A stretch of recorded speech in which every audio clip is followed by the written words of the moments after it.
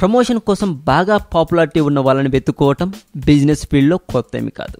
అయితే ఇంటి అల్లుడే పాపులారిటీ ఉన్న వ్యక్తి అయితే, ఆ అల్లుడి తండ్రి ఇంకా పెద్ద పాపులారిటీ ఉన్న వ్యక్తి అయితే ఆ వాడకం మామూలుగా ఉండదనే చెప్పచ్చు. మెగాస్టార్ తనయుడు అయినటువంటి రామ్ చరణ్ తేజ్ అపోలోకి సంబంధించిన ఏకైక వారసురాలు ఉపాసనను పెళ్లి చేసుకున్నారు. ఇక అంతే. చరణ్ ప్రతి సినిమాలోనూ హాస్పిటల్ సీన్ ఉంది అంటే అందులో అపోలో కనిపిస్తుంది. అపోలో హాస్పిటల్ వాళ్ళకి ఇది కొంచెం బిజినెస్ డెవలపింగ్కి కూడా బాగా ఉపయోగపడిందని చెప్పచ్చు.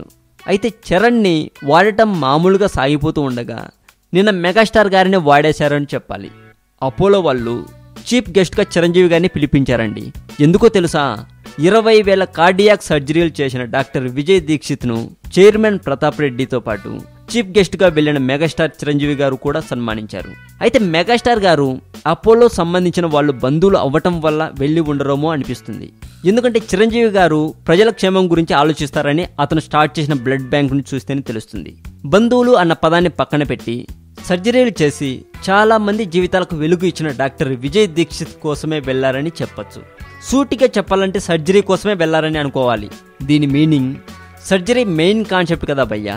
ఇందులో అందుకే అంటున్నాను, చాలా మందిని సర్జరీ చేసి బ్రతికించారు కాబట్టి వెళ్ళి ఉంటారని నా ఫీలింగ్. ఈ వీడియో మీకు నచ్చినట్లయితే లైక్ చేయండి, షేర్ చేయండి. ఈ వీడియో మీద మీ కామెంట్ కూడా పోస్ట్ చేయవచ్చు. మరింత టాలీవుడ్ సమాచారం కోసం సబ్స్క్రైబ్ చేయండి టాలీవుడ్ సెంట్రల్.